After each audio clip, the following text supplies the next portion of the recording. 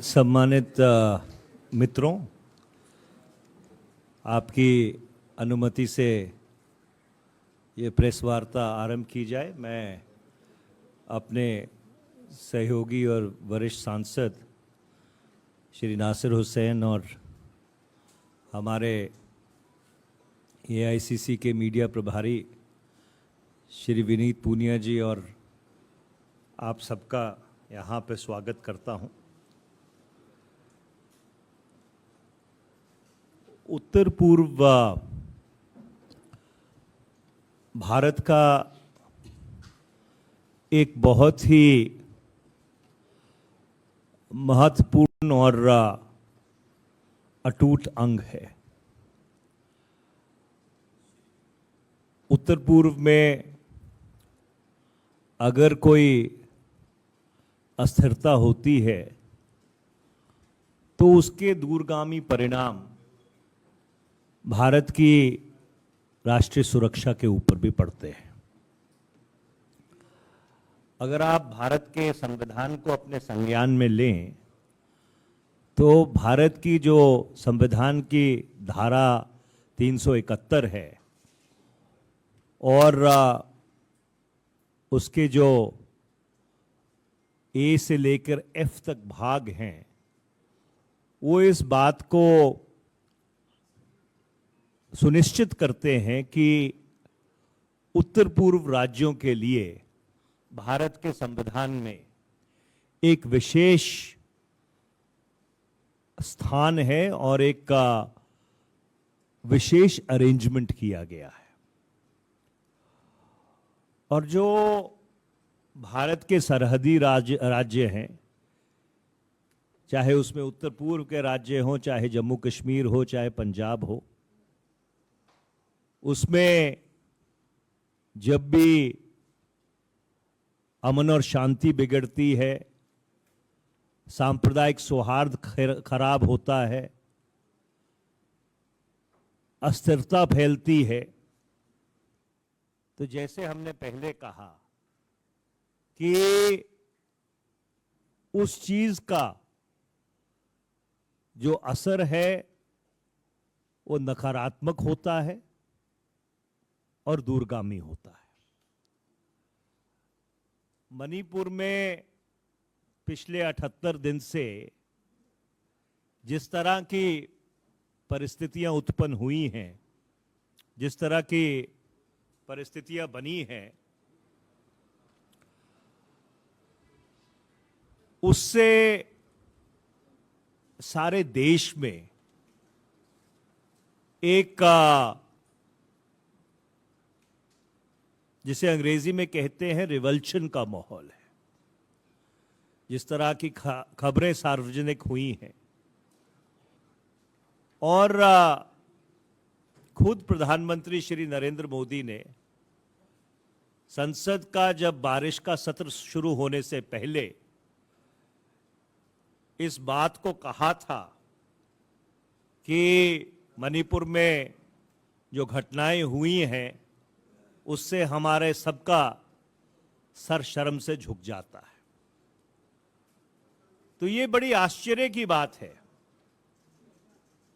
कि अगर प्रधानमंत्री ये मानते हैं कि हमारा 140 करोड़ भारतवासियों का सर शर्म से झुक जाता है, तो उनको संसद के समक्ष आकर,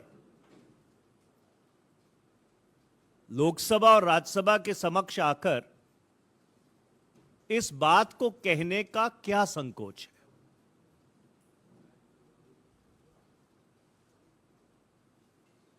वर्ष 2004 से लेके 14 तक भूतपूर्व प्रधानमंत्री डॉक्टर मनमोहन सिंह, जिनको विपक्ष साइलेंट प्राइम मिनिस्टर कहा करता था, वो 70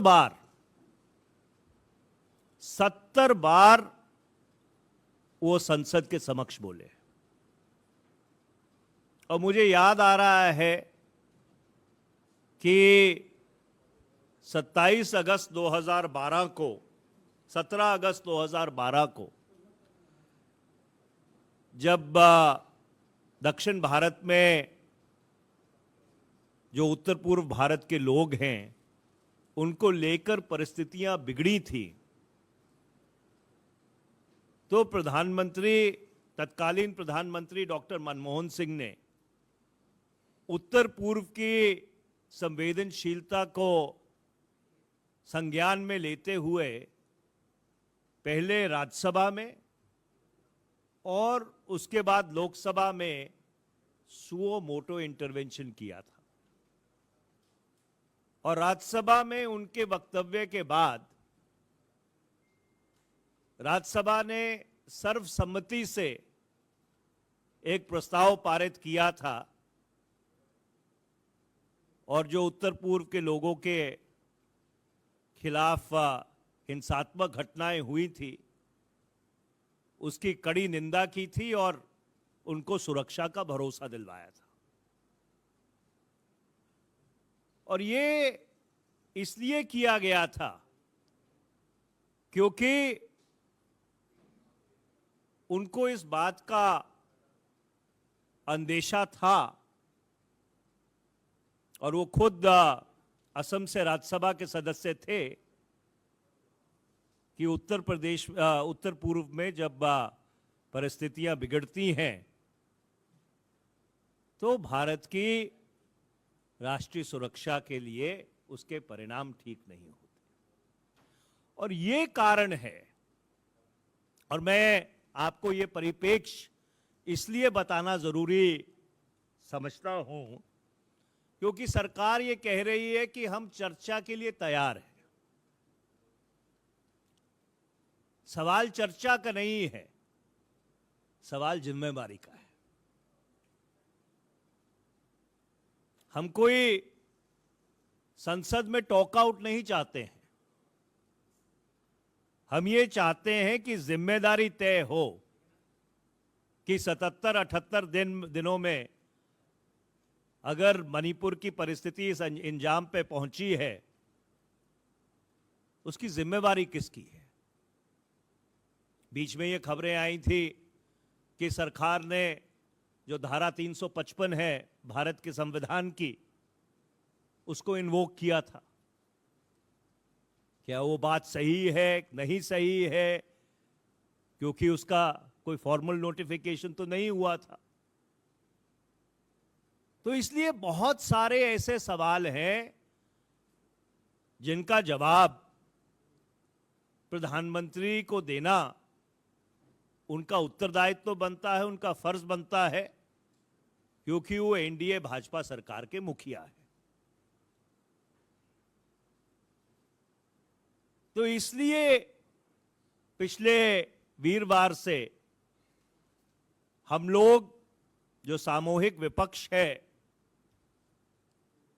जिसका नाम इंडिया रखा है बेंगलुरु में, और मुझे मालूम है उसके बारे में आप कुछ सवाल पूछेंगे, आज कुछ टिप्पणियां हुई हैं उसके बारे में, तो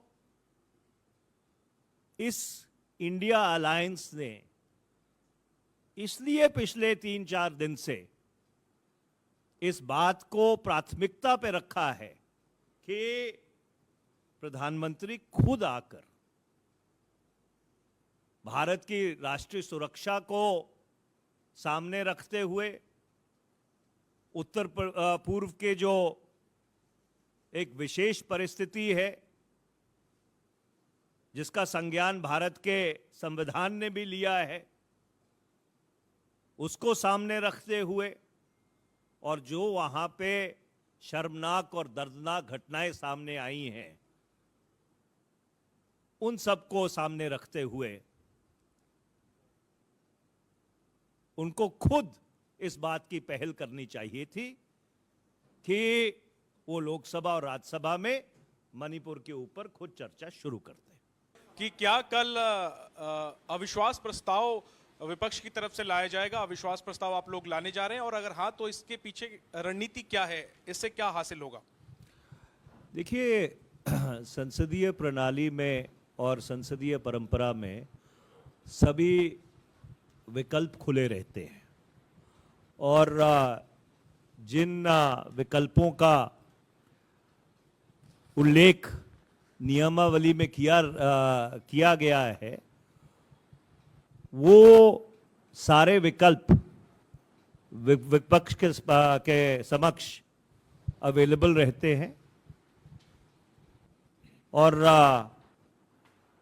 मुझे लगता है कि ये आपके सवाल का विस्तृत जवाब है।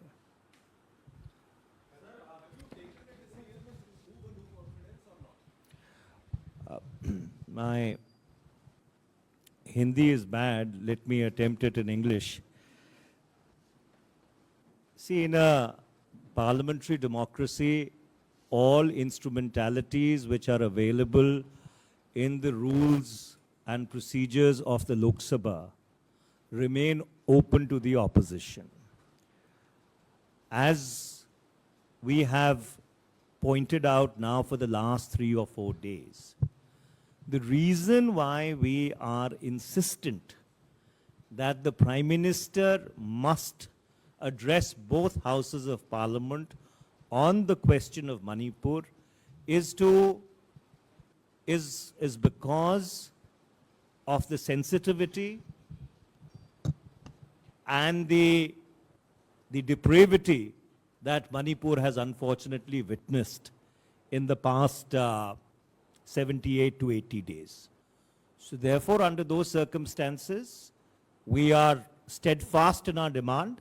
And as I pointed out, that in a democracy, all instrumentalities which are available under the parliamentary rules always remain open. Sir, जिस तरीके से जो इंडिया अलायंस नाम रखा गया, आज जिस तरीके से जो तुलना हुई है, चाहे वो इंडियन मुजाहिदीन के साथ हो, ईस्ट इंडिया कंपनी के साथ हो, अर्बन नक्सलाइट तक शब्द यूज़ किया गया है, आप इन सबको कैसे देख रहे हैं? क्या ये भटकाने की कोशिश है या किसी और तरीके से आप इसको देखेंगे? नहीं, किसने किया है? मनीष जी, इसी से जुड़ा मेरा सवाल है कि प्रधानमंत्री नरेंद्र मोदी ने Indian Mujahideen, east India company, PFI जैसे शब्दों का इस्तेमाल किया। आपके नए गठबंधन का जो नाम है इंडिया, नया नैरेटिव आपको नहीं लगता सेट करने की कोशिश है? कैसे बचेंगे आप? देखिए, बहुत ही दुर्भाग्यपूर्ण बात है और मैं कहूं कि ये सरकार की बौखलाहट की निशानी है और उनकी बौखलाहट और राजनीतिक फ्रस्ट्रेशन का ये उत्कृष्ट सम्मिश्रण है तो शायद गलत नहीं होगा। हम प्रधानमंत्री जी को कहना चाहते हैं कि विपक्ष कोई इंडियन मुजाहिदीन नहीं है। विपक्ष भारत के लोकतंत्र के लिए मरजीवड़े हैं और वो जब महासचिव हुआ करते थे और पंजाब देखते थे तो शायद वो मरजीवड़ा शब्द से वाकिफ होंगे। उसका मतलब है लिविंग मार्टियर्स, उसका मतलब है जिंदा शहीद। और मुझे तो इस बात की हैरत होती है कि वो ईस्ट इंडिया कंपनी की बात करते हैं।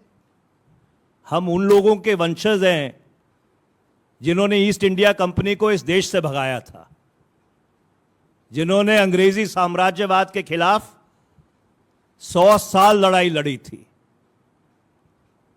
और अंग्रेजों के साथ कौन मिला हुआ था, यह बात देश से छुपी हुई नहीं है। तो इसलिए इतने जिम्मेदार पद पर बैठे हुए व्यक्ति अगर इस किस्म की बात करें तो मैं यही कहूंगा कि इससे बड़ी बौखलाहट की और कोई निशानी नहीं हो सकती। अगर और कोई सवाल ना हो तो इस प्रेस वार्ता को खत्म किया जाए। मैं इतनी बात दोबारा दोहराना चाहता हूं कि हम मुजाहिदीन नहीं हैं, भारत के लोकतंत्र को बचाने के लिए मरजीवड़े हैं। धन्यवाद।